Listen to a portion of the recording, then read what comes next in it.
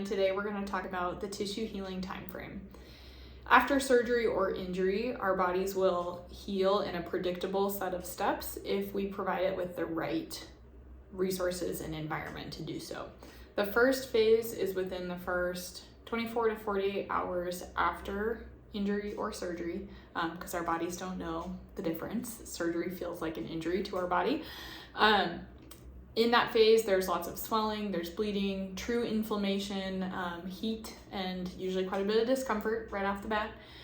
Goals are to elevate and help get that swelling down using compression or edema management, massage, just to help get some of that fluid out of there. We want to protect and avoid excess stress or tissue or tension on that tissue in the first 24 hours and let everything calm down a little bit. It doesn't mean do nothing, but it also means we're not diving in and loading a bunch. The second phase is that subacute phase. This involves anywhere from 3 to 5 days after that injury or surgery. A lot of our janitorial cells in our immune system are going to do their job cleaning up debris, cleaning up some dead cells or damaged tissue, and giving that body a little bit of a reset. There will be a little bit less inflammation or heat, and there will be more swelling as the immune response is happening to that area.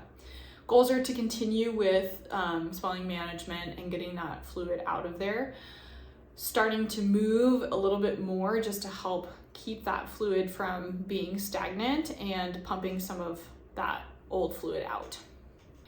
The third phase is proliferation or regeneration. This is where we start building back some new tissue.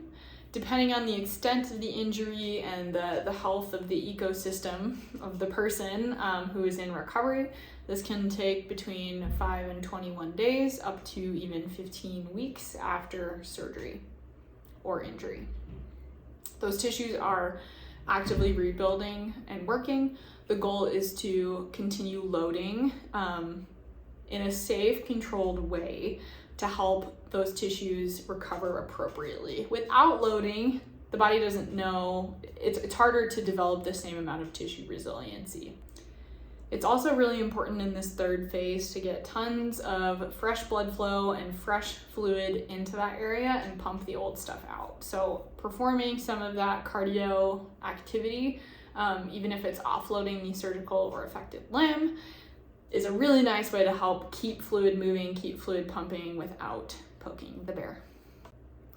The fourth stage is remodeling or reorganization. This can be 6 weeks up to a full year after surgery or an injury.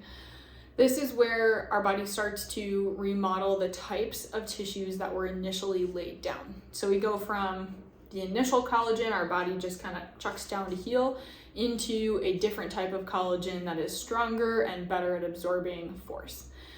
Just like in stage 3, progressive overload is so key during this longest cycle to make sure that we're giving our body the cue to develop as much, if not more, tissue resiliency as before surgery or the injury. The final phase of the tissue healing time frame is the maturation phase. This can be 10 weeks, sort of open-ended. This is going to involve things like return to sport, return to high-level activities, return to power, or moving quickly, or loading the affected tissues quickly, which usually takes some time to build up tolerance to. This is where PT plays such an important role, not along the continuum up to this point, but also making sure we're actually getting back to those high-level activities specific to your goals that are important to you. If we skip this step and just kind of slide into what we're used to doing, odds are it's not going to go very well, right? So it's important that we do our due diligence, supporting our body through all 5 stages to come out stronger than we were before. If you have questions about what these phases look like for you, make sure to reach out to your PT or reach out to us here at Granite to make sure you're set up well with a program specific to your needs and your surgery or injury. Thanks for watching.